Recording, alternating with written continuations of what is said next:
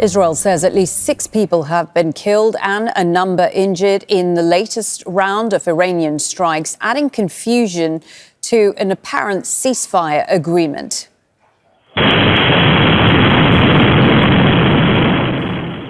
This is the moment a missile strike hit a building in Beersheva in southern Israel. The attacks started just an hour after Iran announced it would halt strikes on Israel. That followed an earlier declaration by US President Donald Trump that both countries had agreed to a ceasefire. The first phase of that ceasefire ended a few minutes ago, but it remains unclear whether either side has actually agreed to its terms. Let's go now to Nour Odeh in Amman for the latest in this exchange of attacks between Israel and Iran. She is reporting on Israel, but is reporting from Amman because the Israeli government has banned Al Jazeera from reporting inside Israel and the occupied West Bank. Nour, so I wonder if you have any more clarity than we do. More strikes from Iran into Israel in the last hour or so, a 5th round of strikes. A number of people have been killed, despite a declaration from Donald Trump earlier this evening that a ceasefire had been agreed to between Israel and Iran. What more can you tell us? Well, Malin, in the background, you can hear that ear-piercing siren, and it is the all clear here in Amman, meaning the 5th salvo of Iranian missiles have already crossed Jordanian airspace. And that basically means that at the top of this hour, when the ceasefire is supposed to go into effect, Iran's missiles were already launched and done with. And we've seen that happen in the past in ceasefires with Israel, where parties would go on until the very last breath. Now, this was quite unusual, what we've seen in the past hour or so. 5 different missile launches from Iran on various areas in Israel. The most devastating, of course, in Beersheva or Beersheva, where 6 people are feared dead and perhaps more trapped under the rubble in the building that was really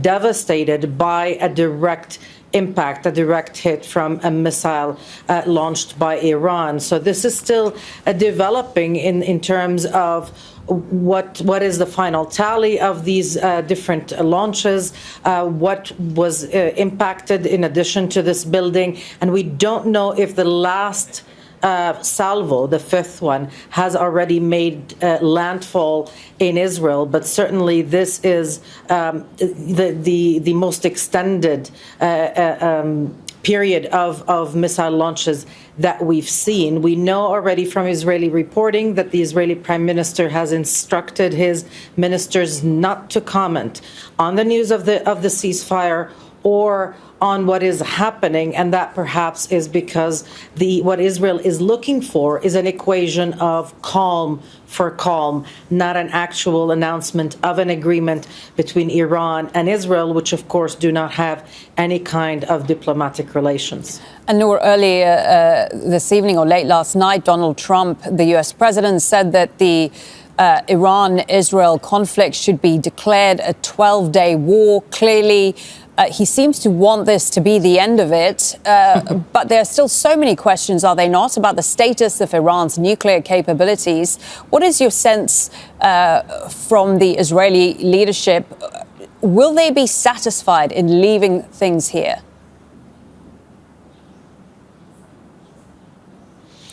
Well, look, in Israel, politically at least, Netanyahu and his coalition government can declare a historic win. Israel was able to assault Iran, to bomb various sites across the country, to hurt Iran and the Iranian government, if you will, do something that nobody thought could be done, especially without direct American engagement from the get-go. And not only that, Netanyahu was able to drag Donald Trump into the mix, to have him deploy those large B-2 bombers and to strike at Iran's three most fortified nuclear sites. So politically speaking, they can declare a win. And this would be a win just in time, just before the Israeli public begins to say that this is a war without an end, that this is a war of attrition, because the losses, economic and otherwise, have been significant.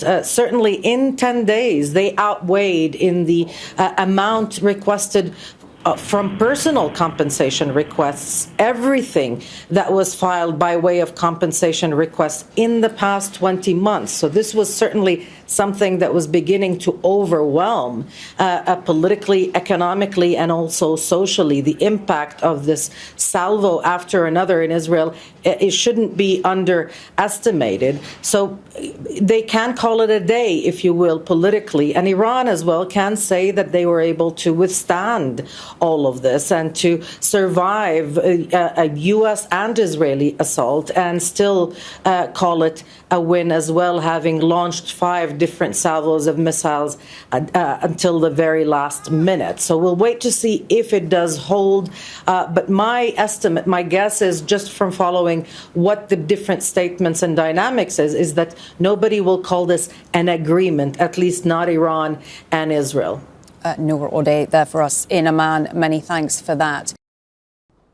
Make sure to subscribe to our channel to get the latest news from Al Jazeera.